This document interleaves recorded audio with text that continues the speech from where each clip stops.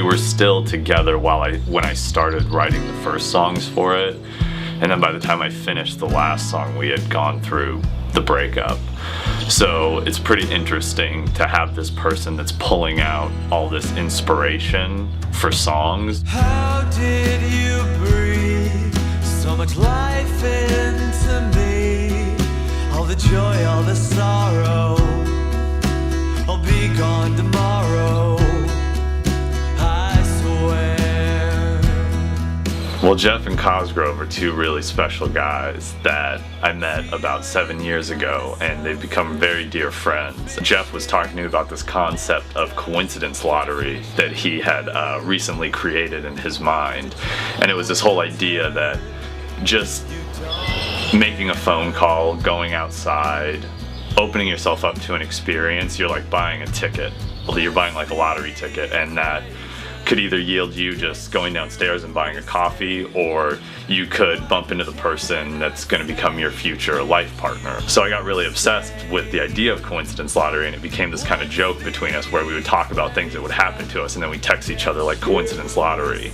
So I figured I wanted to use that as a concept of the record, because I feel like the whole album is about a time of transition and having to let go of things and go through some sadness and moving on, which I think is all akin to the idea of coincidence lottery, this idea of buying your ticket, seeing where it takes you, and then everything just kind of keeps unrolling from those choices.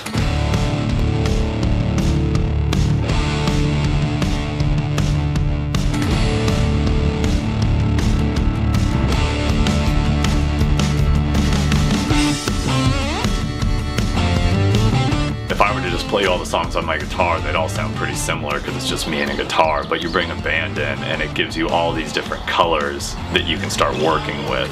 No matter who makes the album, even if it's a pop record, it's all just a very abstract auditory scrapbook of someone's experience and the people they had access to in that moment.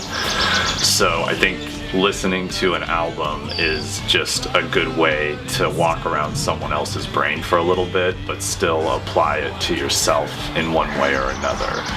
And I just would hope that the musicians I brought together and my own take on what I consider to be songwriting and music would be interesting to someone who's just a music fan.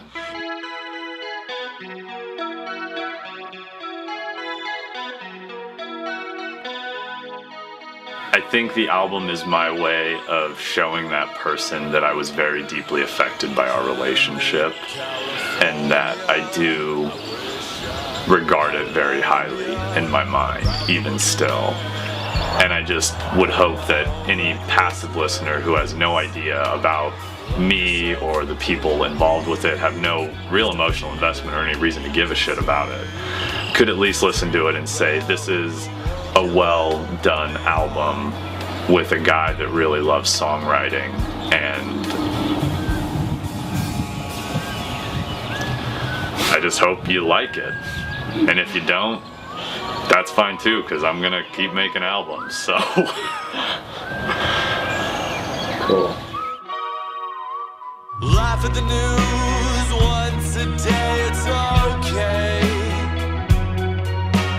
Make believe there's a party in your grave.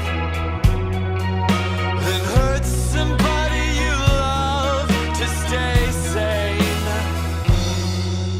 Then wake up.